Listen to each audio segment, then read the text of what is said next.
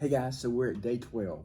Chapter 12 of the Gospel of John takes a very, very big turn. You see, from chapter 12 on through the rest of the Gospel of John is focused all on one period of time.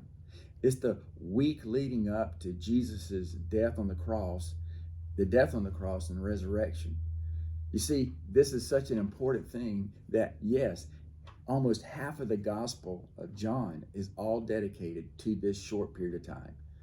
So where we're picking up is that Jesus just got through, raising Lazarus from the dead. And because of this great miracle, a lot of people are turning to Jesus and believing in him. So the Pharisees, the religious leaders, are very upset. And not only are they seeking to kill Jesus, but they also want to kill Judas as well, because people are turning to Jesus because of this great miracle. So in chapter 12, where we find is that Martha and Mary are throwing a dinner party for Jesus, just in honor of him and the great miracle that had happened. Martha is serving the food, but verse 3, this is what happens. It says, Mary therefore took a pound of expensive ointment made of pure nard and anointed the feet of Jesus and wiped his feet with her hair. The house was filled with the fragrance of the perfume. But Judas Iscariot, the one of his disciples, he who about to betray him, said, why was this ointment not sold for 300 denarii and given to the poor? Now, in looking at this, we have to understand what's going on. First of all, John's making a very big a point to identify this Judas. And the reason is actually of the apostles, there's two Judases. There's actually two Judases, there's two Simons, and there's two James.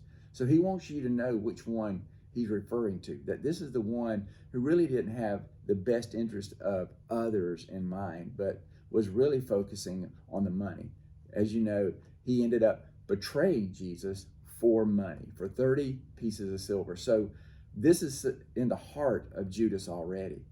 But at this point, we have to realize that Martha is giving everything she had. You see, this amount of money, 300 denarii, would have been a year's wages. A year's wages.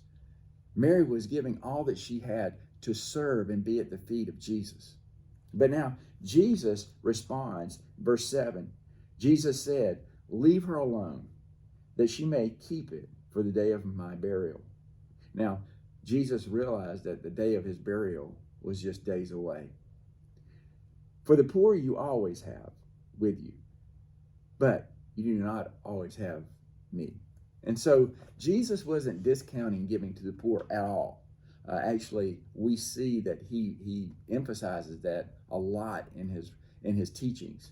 But what he is saying is, first of all, you need to honor Jesus.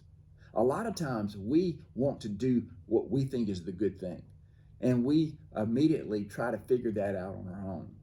But what we really need to do is seek God. God, what do you want us to do? What do you want me to do? To give to needy places, to give to good organizations is a good thing.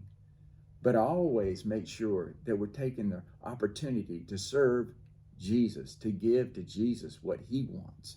And so in our times when we're seeking, hey, God, what do you want us to do for our lives? Seek him and not only come to our own conclusion. Hey, tomorrow we're going to dive in to chapter 13, where you're going to see God do a big thing through Jesus in an intimate time period with the disciples. And I'll see you then.